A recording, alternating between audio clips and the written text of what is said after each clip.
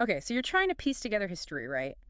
But maybe you don't have wits to pour over dusty books. Yeah, that's where we come in. We take those big, complicated topics and boil them down to the good stuff just for you. Welcome to the deep dive. This time we're tackling a giant, Franklin Delano Roosevelt, FTR. the only U.S. president to serve 4 terms. He led the nation through, some of the biggest upheavals in modern history, the Great Depression and World War II. Yeah, think about the sheer scale of the challenges that he faced It's mind-boggling. and the way he reshaped America's role in the world. To get to the bottom of how he pulled that off, we're going deep into Roosevelt, The Lion and the Fox, 1882-1940.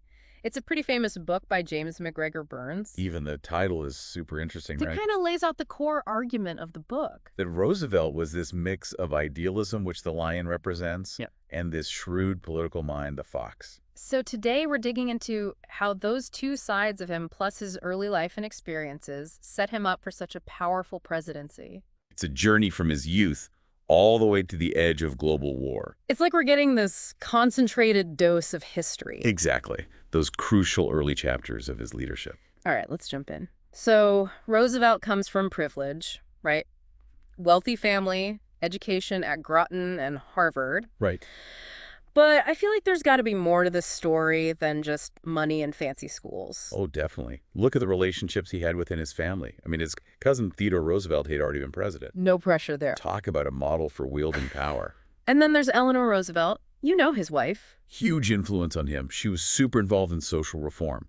So you can see how she might have shaped that lion in him, that sense of responsibility for social justice. It's like a political apprenticeship within the family. So how do you go from that world into the rough and tumble of New York state politics? New York was his proving ground.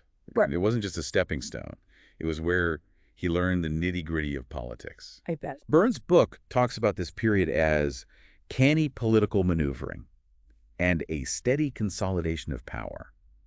You know, he was learning to build coalitions, understanding different voters, navigating those complex legislative processes. So he was really building those political muscles, not just coasting on the Roosevelt name. Exactly. Okay, now about this whole lion and the fox thing, can you break that down a bit more? Well, the lion, that's like his core values, his belief in a more just society, his principles. Rice. The fox, that's the master strategist, Yeah. the guy who knows how to play the political game to get things done.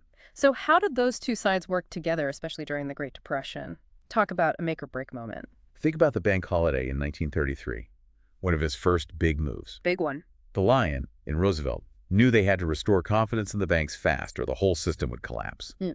But the fox understood just opening the doors wouldn't cut it. You need a plan. He pushed through emergency legislation, gave those famous fireside chats, explaining everything directly to the people. Bro. It was decisive action, guided by a clear vision, and then this masterful political maneuvering, the lion and the fox, in perfect harmony. It's fascinating how those two sides came together. Now, of course, the New Deal is huge in these first 2 terms. What does Burns highlight about Roosevelt's leadership during this period? Well, the New Deal was a massive undertaking. Programs to fight unemployment and poverty through government intervention, it was unheard of.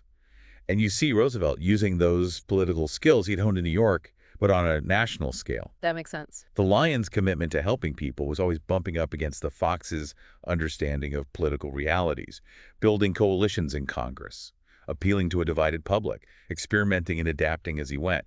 The book really takes you inside those political battles. All while this huge international crisis is brewing. Yeah, the drumbeats of World War II were starting. Japan invading Manchuria. It was clear the old world order was crumbling. And the book shows how Roosevelt starts to grapple with these international issues, even with everything going on at home. You can see those early signs of the wartime leader emerging. Now, this book came out way back in 1956. What makes it still worth reading today? What did people then, and what can we now learn from its take on Roosevelt? The Lion and the Fox is considered a landmark study. It gives us such a nuanced portrait of Roosevelt's leadership. I can see that. Reviews at the time called it sensitive, shrewd, and challenging. And it still holds up. It helps us understand how a leader can wield power effectively, how you balance strong principles with political smarts. It doesn't shy away from his flaws either. It's a really valuable case study in presidential leadership. Now, I did see some folks mentioning the book is super detailed, almost like a textbook. Yeah, it's a hefty book packed with details, but that's what makes it so valuable. You really get this deep understanding of Roosevelt's political life and his understanding of power. It's less about his personal life and more about how he operated as a leader. Right. What was the overall feeling about Roosevelt that came across? It sounds like even early on there were different perspectives on his approach. Well, the book definitely acknowledges the hope he brought during the Depression and how decisive he was. Right. But it also digs into those concerns about the expansion of presidential power and the long-term effects of his style. There's a section on his competitive management style and how that impacted his administration. The book presents a balanced view, acknowledging both his achievements and the potential downsides of his methods. Just to be clear, the book we're discussing, Roosevelt, The Lion and the Fox, focuses on everything up to 1940. Right, exactly. His early life, his career in New York, those first two presidential terms, it lays the foundation for understanding his wartime leadership, which gets covered in another volume. This book is all about how he came to power and developed that leadership style.